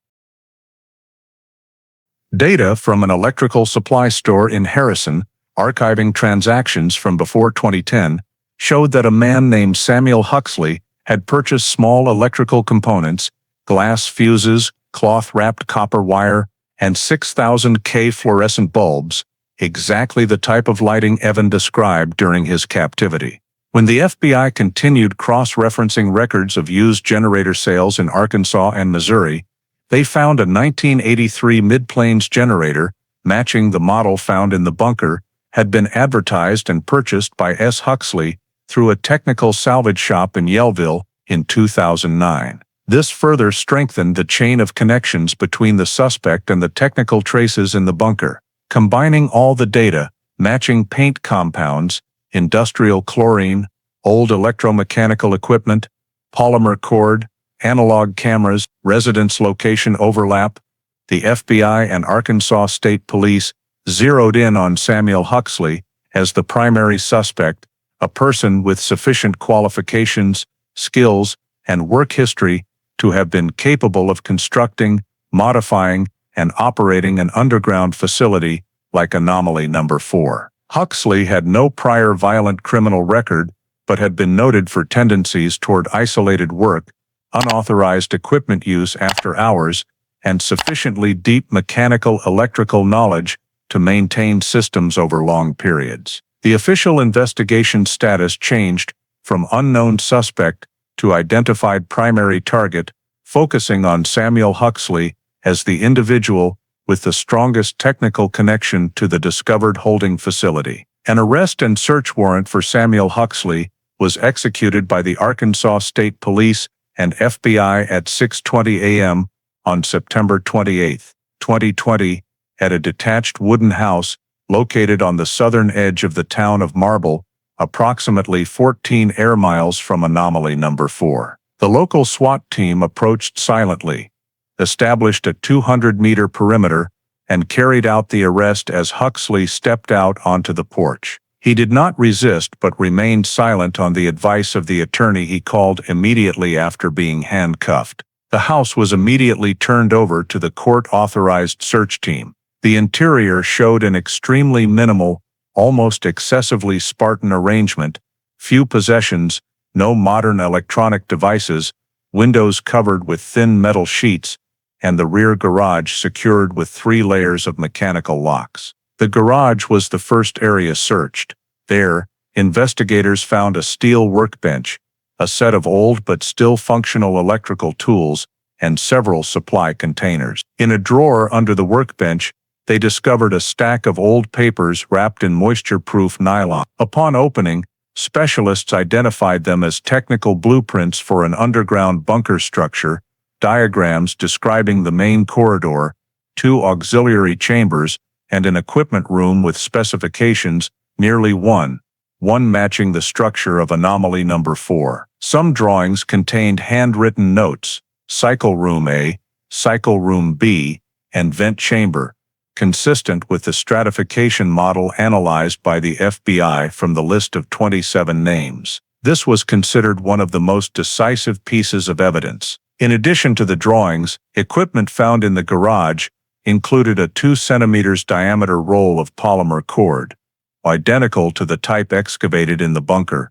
a box of old-style glass fuses, and 2 6000K fluorescent tubes, all matching the characteristic supply items linked to the holding facility. Furthermore, the technical team discovered a 1983 mid-planes generator still bearing a partially ground-off serial number.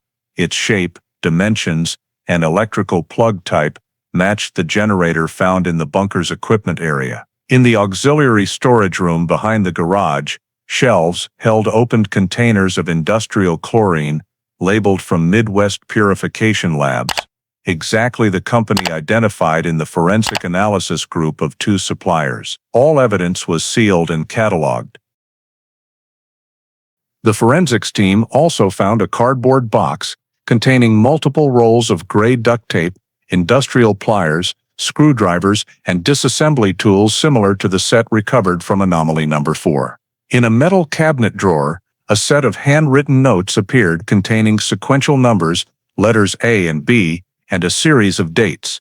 While not perfectly matching the list of 27 names, they showed a similar cyclical pattern, recording equipment check cycles and cycle reset. On the garage floor, under a thin layer of dust, investigators collected footwear impressions matching one of the shoe patterns previously found in the bunker. DNA collection from Huxley's belongings was conducted concurrently. Epithelial cell samples from doorknobs, tools, and work surfaces all matched Huxley's DNA profile, confirming his direct use of the evidence items. Soil samples, adhering to shoes and boots in the house, were sent to the mineral analysis lab and showed a high match with the characteristic soil sample taken from anomaly No. 4, including high proportions of crushed limestone, clay particles, and soil mixed with distinctive polycarbonate debris from the collapsed bunker area. This was a strong indicator that Huxley had been present at the holding bunker site or had transported materials from it.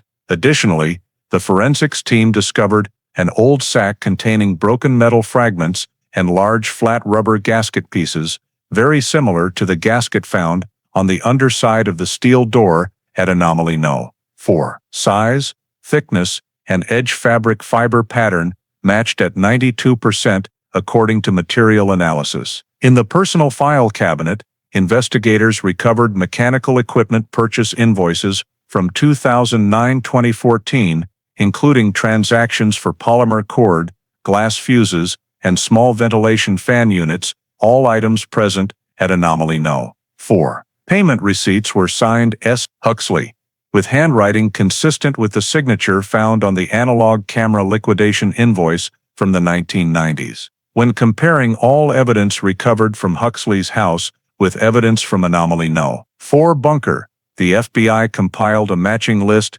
including bunker structure blueprints, polymer cord, glass fuses, 6000K fluorescent lights, mid-planes generator, rubber gaskets, industrial chlorine, and mechanical tools. Additionally, the cycle room AB drawing was assessed as having high legal evidentiary value due to its direct connection to the multi-area confinement model Evan indirectly described through environmental sensations. To further corroborate, specialists collected DNA samples from under Huxley's fingernails and compared them to DNA recovered from the polymer cord in the bunker.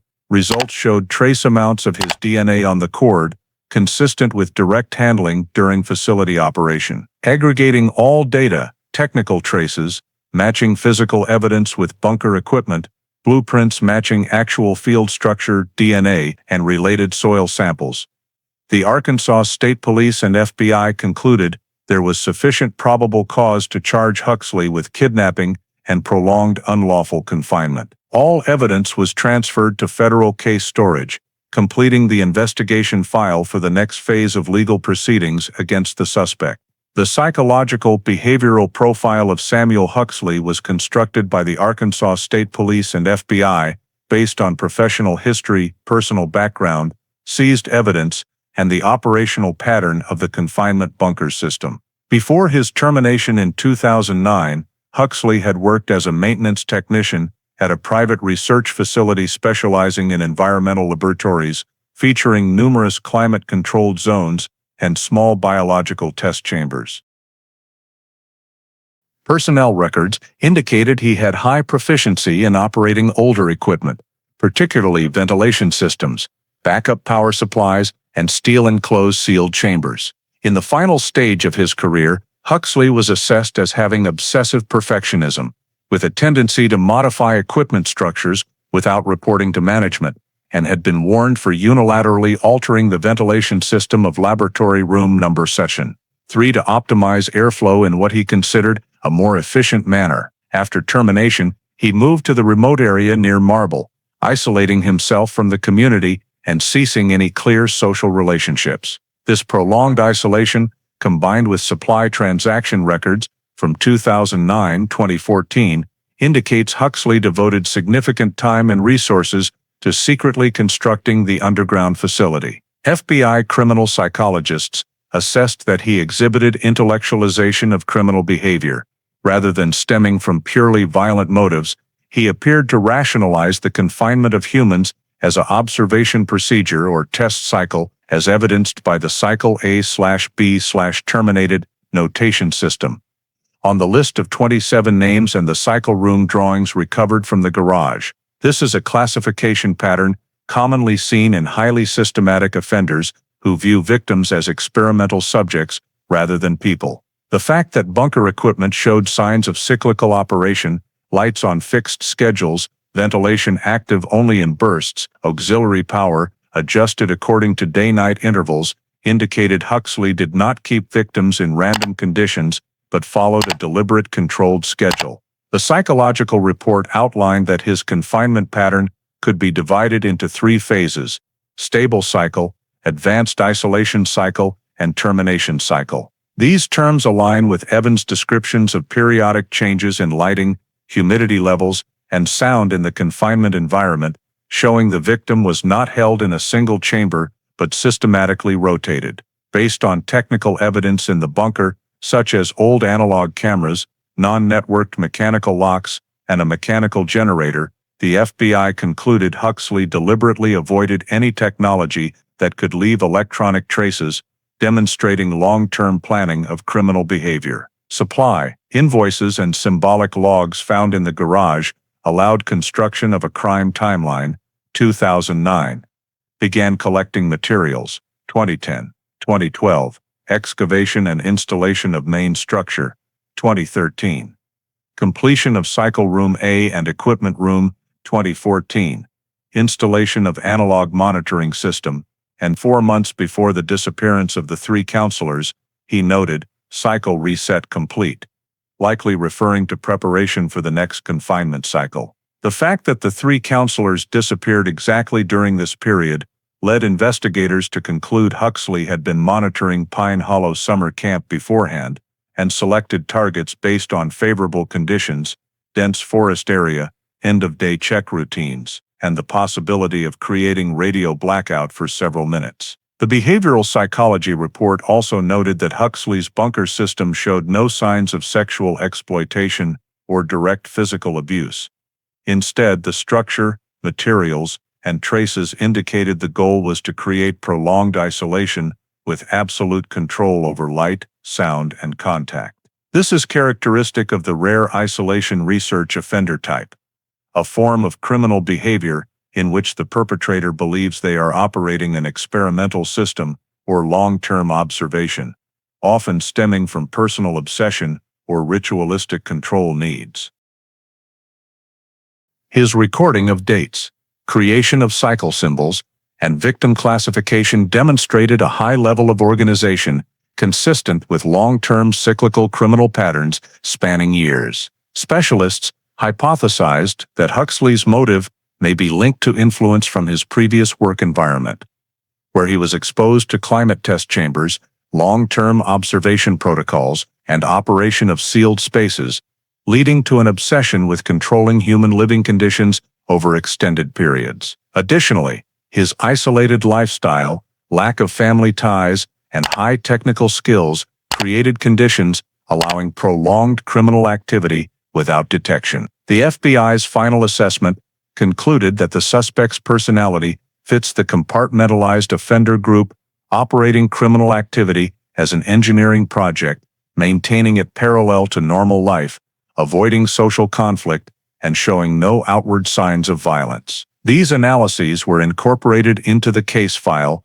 to support the prosecution process and to help investigators construct a complete chronological picture of Samuel Huxley's multi-year criminal conduct. The federal trial of Samuel Huxley opened at the United States District Court for the Western District of Arkansas on April 12, 2022, with an indictment brought by the United States Department of Justice consisting of three main charges: federal kidnapping under 18 U.S.C. Section 1201, unlawful confinement resulting in death under 18 U.S.C. Section 242, and operation of a secret detention facility causing death under the expanded provisions of federal homicide enhancement. On the very first day, prosecutors presented to the jury a forensic case file containing more than 600 pieces of evidence recovered from anomaly #4 and from Huxley's residence.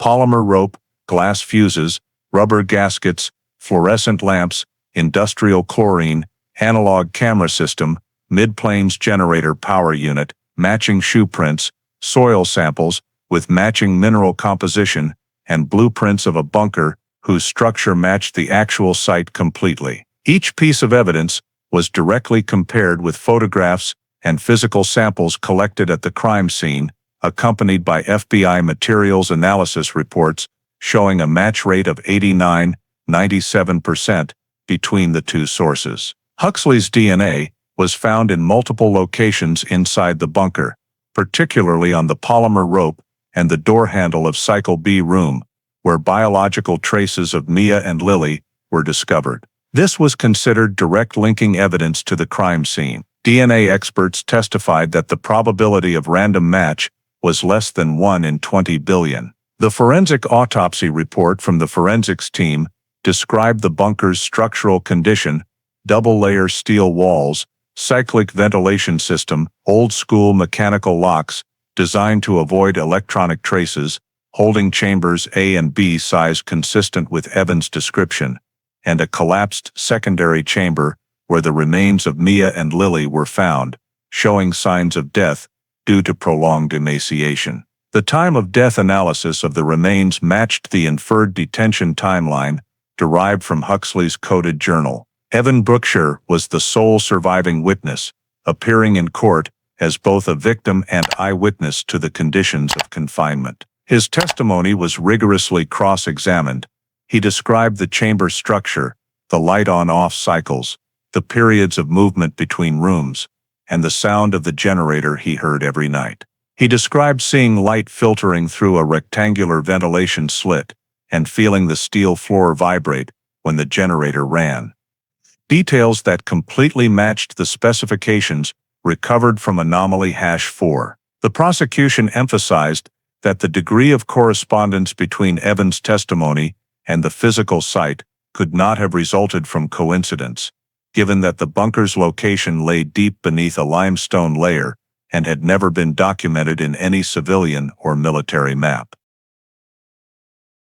In addition, FBI psychological experts were called as witnesses to analyze the cyclic confinement pattern based on the notations cycle A/B/terminated, helping the jury fully understand the defendant's motive and operational procedure. Legally, the prosecution argued that Huxley committed federal kidnapping because the conduct occurred on national forest land under federal jurisdiction, and he transported, confined, and controlled the victims for an extended period through force and coercion. Furthermore, the deaths of Mia and Lily automatically triggered federal homicide enhancement, as death occurred during the course of unlawful confinement under 18 U.S.C. Section 1201C.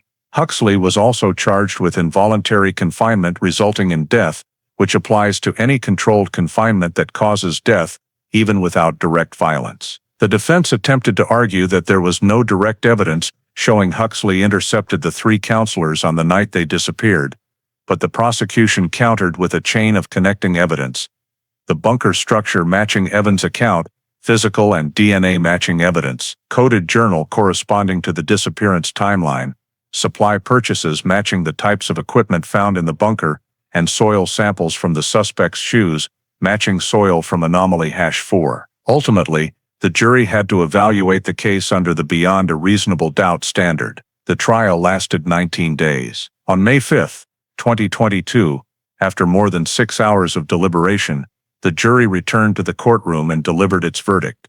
Samuel Huxley was guilty of federal kidnapping, unlawful confinement resulting in death, and operation of a secret detention facility causing death. The federal judge imposed sentence based on the maximum guidelines for each count: life imprisonment for federal kidnapping, life imprisonment for confinement resulting in death, and an additional 40 years of federal imprisonment for operation of a secret detention facility causing death, resulting in 2 consecutive life sentences plus 40 years, with no possibility of parole or sentence reduction. The sentence was recorded as one of the harshest ever handed down in the Western District of Arkansas for long-term confinement offenses. Following Samuel Huxley's federal conviction, focus shifted to the post-investigation phase and long-lasting societal impact that continued for years. Evan Brookshire was transferred to a specialized recovery facility in Little Rock, where physicians monitored his motor function, nutrition, and environmental adaptation. Medical reports after 6 months showed gradual recovery of body weight and improved range of motion in his wrists and knees, which had been restricted due to prolonged confinement. But he continued to struggle with circadian rhythm adjustment, particularly the ability to sleep in total darkness. Therapists described his recovery process as steady but slow, heavily dependent on sensory retraining therapy, because he had to relearn how to perceive sounds and light at natural intensities, in contrast to the artificial controlled environment of the bunker. Another report noted that he could remain in an enclosed space for a maximum of only 20 minutes before signs of stress appeared, requiring the medical team to develop a graded exposure treatment protocol. The families of Mia Carter and Lily Beaumont held an official memorial service in Fayetteville in November 2022, after receiving the positively identified remains. The ceremony was attended by former Pine Hollow summer camp members, representatives of the Arkansas State Police, and many members of the public who had followed the case over the 6 years. 2 memorial markers were placed at the edge of Ozark National Forest, marking the closest location where SAR teams had established command posts during the initial search days. They became a regular stop for families affected by disappearances in the region. The memorial also marked the final closure of all Pine Hollow operations, which had been shut down since 2014, but were now converted into protected land following a decision by Polk County. Simultaneously, the FBI released an expanded investigation report concerning the list of 27 names recovered from Evans' nylon pouch. Based on initial analysis, 8 names matched real identities, mostly corresponding to older missing persons cases from 1989, 2006 in Arkansas, Missouri, and Oklahoma. 11 names did not exist in any national or state missing persons database, and 8 names matched historical missing persons files but lacked sufficient biological data for comparison. The accompanying notations such as Cycle A, Cycle B, and terminated prompted the FBI to open a separate independent investigation to determine whether Huxley may have been connected to earlier disappearances, especially those in the Ozarks region previously classified as unexplained or no body recovered. Investigative teams, working with NamUs and NCIC, re-examined the entire northern Arkansas forest area and compared archived samples from older missing persons cases with DNA and material traces from anomaly #4 to search for historical matches. Approximately 14 unresolved missing persons cases within a 60-mile radius were prioritized for comparison, including several previously considered accidents or wander-offs, but sharing similarities in dense forest location and sudden disappearance without trace. Based on the timeline of Huxley's known activity, the FBI identified several blank years in his history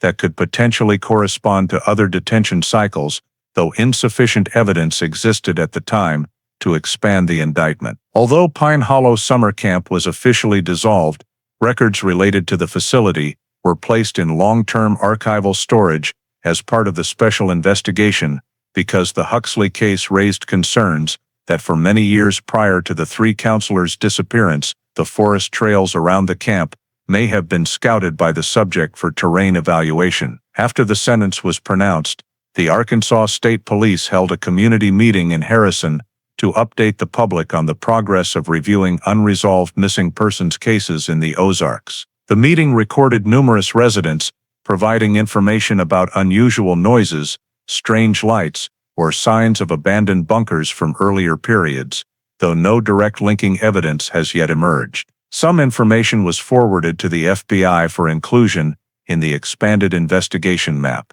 Concurrently, a community recovery group established a fund to support victim families and Evan's long-term treatment costs, enabling continuous therapy sessions during the first 3 years. In its year-end 2022 report, the FBI stated that although Huxley had been permanently convicted, the list of 27 names remained a central focus of investigation because the possibility of additional past victims could not be ruled out.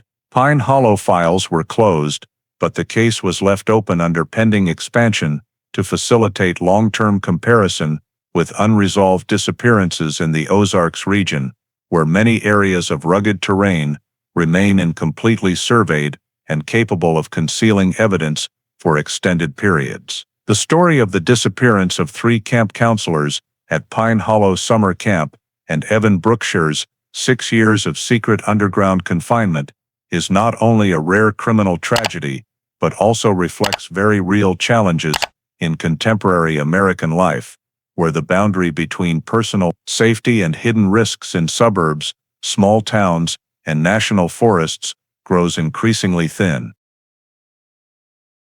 The Samuel Huxley case demonstrates that criminals do not always present an overtly threatening appearance.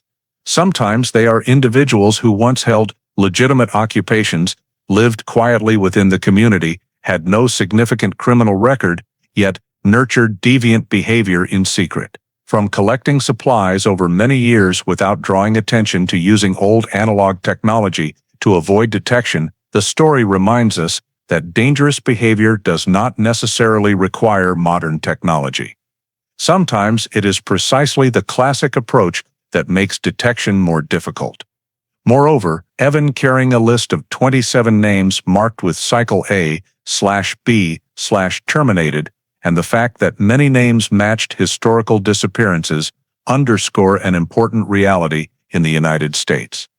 Tens of thousands of people still go missing each year, and not all are found or investigated to completion. Wilderness areas such as the Ozarks, Appalachia, and Sierra Nevada, natural prides of the country, are simultaneously places that can be exploited for prolonged criminal activity without anyone knowing. The lesson from this story is not to live in fear, but to strengthen awareness skills and community spirit, qualities deeply characteristic of American culture. Summer camps, youth organizations, schools, and families can implement 2-layer communication protocols, location checking, and emergency response training when entering forests or remote areas. Local communities should encourage reporting of unusual activity, no matter how small.